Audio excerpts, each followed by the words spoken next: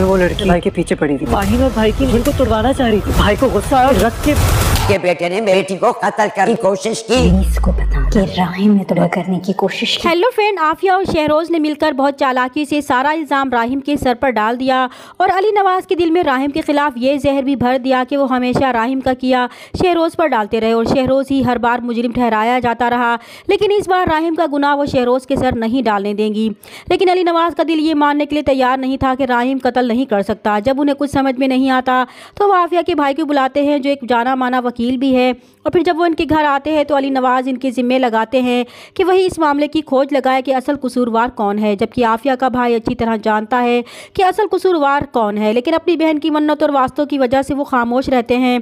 और फिर जब अली नवाज शहरोज़ को बुलाते हैं और कहते हैं कि वो सच सच बताए कि ये सब किसने किया, तब शहरोज़ बड़ी ढिठाई से झूठ बोलता है कि वो लड़की काफ़ी दिनों से राहिम भाई के पीछे पड़ी हुई थी, क्योंकि वो राहिम भाई से शादी करना चाहती थी। जब उसे पता चला कि उनकी मंगनी माहिन से हो रही है तो उसने भाई को ब्लैकमेल करना शुरू कर दिया। उसने भाई को धमकी भी दी कि अगर उसने ये मंगनी ना तोड़ी, उसे शादी ना की तो वो इन्हें बदनाम कर देगी, और उसने भाई को ये धमकी भी दी कि वो अपने और इनके दरमियान रिश्ते के मुतालिक सबको बता देगी। तभी इसकी बदतमीजियों पर राहिम भाई को गुस्सा आ गया और उन्होंने रखकर एक थप्पड़ मारा, जिसकी वजह से वो लड़की गिर गई और इसके सर पर गहरी चोट आ गई। तो शहरोज़ की ये झूठी कहानी सुनकर अली नवाज को भी यकीन आने लगेगा, क्योंकि सारे सबूत ही राहिम के खिलाफ जा रहे थे। शहरोज़ ने अली नवाज को कायल तो कर लिया था, लेकिन आफिया जानती थी कि राहिम इतनी आसानी से हार मानने वाला नहीं है, इसलिए वो राहिम के खिलाफ तमाम सबूत मजबूत करने की कोशिश करेंगी। वो शहरोज़ के जिम्मे लगाएंगी कि वो अपने दोस्तों को जाकर अच्छी तरह समझा दे कि वो इसके बजाय राहिम का नाम लेंगे। इसलिए शहरोज़ अपने दोस्तों के पास जाएगा और इनको समझा देगा कि पहले तो वो कोशिश करेंगे कि पुलिस के सामने नहीं आएंगे। अगर पुलिस इन तक पहुंच भी गई, उनसे कुछ भी पूछेगी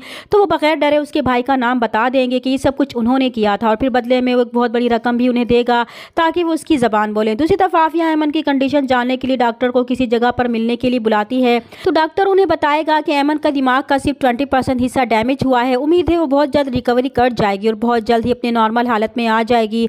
मगर आफिया जो चाहती है कि जब तक राहिम मुजरिम साबित नहीं हो जाता तब तक वो ठीक ना हो, इसलिए वो डॉक्टर को एक बहुत बड़ी रकम देगी और कहेंगी कि उन्हें फ़िलहाल ऐमन की रिकवरी नहीं चाहिए।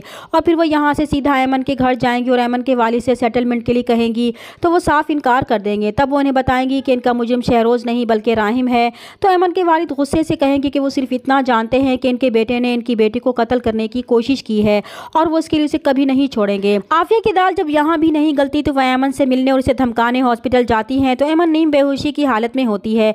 वो ऐमन के करीब जाकर कहती है कि वो पुलिस को शहरोज़ के बजाय राहिम का नाम बताएगी कि राहिम ने उसका मर्डर करने की कोशिश की है। अगर उसने ऐसा ना किया तो अंजाम की जिम्मेदार खुद होगी। तो ऐमन भी आफिया की इस धमकी से डर जाएगी और शहरोज़ के बजाय राहिम का नाम लेगी।